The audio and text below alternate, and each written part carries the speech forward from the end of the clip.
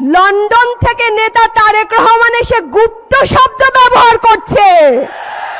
এই গুপ্ত শব্দ রাজাকারের চেয়েও শক্তিশালী শব্দ হয়ে উঠবে ইনশাআল্লাহ। এই গুপ্ত শব্দ দিয়েই আমরা জোটকে ইনশাআল্লাহ বিজয়ের পক্ষে নিয়ে যাব ইনশাআল্লাহ।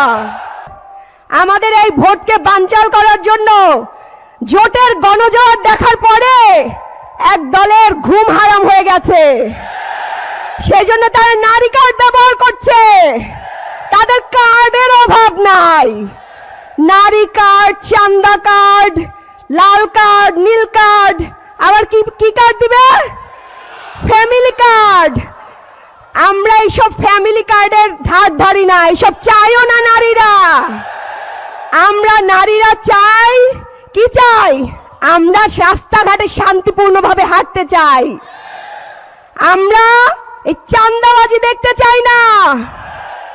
বাংলাদেশে অস্ত্র ছিল, তার চেয়ে একটা বড় অস্ত্র ছিল কি জানেন? শব্দের অস্ত্র। রাজাকার বলে বলে আমাদের ভাইদেরকে খুন করা হয়েছে না? তারপর সেই রাজাকার হয়ে উঠেছে সবচেয়ে শক্তিশালী অস্ত্র, হয়েছে না? আজকে লন্ডন থেকে নেতা তারেক রহমান এসে গুপ্ত শব্দ ব্যবহার করছে। এই গুপ্ত শব্দ রাজাকারের চেয়েও শক্তিশালী শব্দ হয়ে উঠবে ইনশাআল্লাহ। এই গুপ্ত শব্দ দিয়েই আমরা জোটকে ইনশাআল্লাহ বিজয়ের পক্ষে নিয়ে যাব ইনশাআল্লাহ। শুনেন, এইসব শব্দের রাজনীতি খেলেন না, এগুলো শেষ হয়ে গেছে। আপনি যখন লন্ডন থেকে আসছিলেন, তারেক রহমান যখন লন্ডন থেকে আসছিলেন, তখন আমরা অনেক আশা নিয়েছিলাম যে উনি বোধহয় দেশের উন্নয়নমূলক কাজ করবেন, ভালো কথা বলবেন। কিন্তু তিনি কোন স্তরের কথা বলছে সেটা আমার বলতে দ্বিধা লাগছে। একজন নেতার মুখে, ওই স্তরের নেতার মুখে এরকম গুপ্ত শব্দ মানায় না। এইসব এক শব্দে হাসিনার পতন হয়েছে। আপনারা যদি এইসব শব্দ ব্যবহার করে মানুষকে ঠেকাতে চান, তাহলে কি হবে?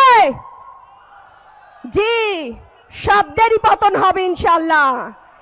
শুনেন, আপনারা সবাই দাঁড়িপাল্লা স্লোগান দেন। আমরা একটা স্লোগান একটু দেই, শাপলা কলির একটা স্লোগান হবে, জিততে এবার, জিততে এবার, এবার দাঁড়িপাল্লা জিততে এবার। শুনেন ভাইরা, আমাদের জামাত ইসলামের ভাইরা আমাদের ভাইদের জন্য অনেক কষ্ট করছেন। আমাদের আমরা আবার বোনরা তাদের পাশে দিয়ে কষ্ট করছি। আমরা ইনশাআল্লাহ জোট সরকারকে এইভাবেই এগিয়ে নিয়ে যাব। ইনশাআল্লাহ বাংলাদেশ ঐক্যবদ্ধ জোট ক্ষমতায় আসবে এবং আমরা আগামীতে ইনসাফপূর্ণ একটা রাষ্ট্র গঠন করব, যে রাষ্ট্রে কোন জামাতের সেক্রেটারির ওয়াইফকে বিধবা হইতে হবে না। সেই রাষ্ট্রে কোনো মানুষকে গুম, খুন, হত্যার শিকার হইতে হবে না। সেই রাষ্ট্রই আমরা গঠন করব ইনশাআল্লাহ।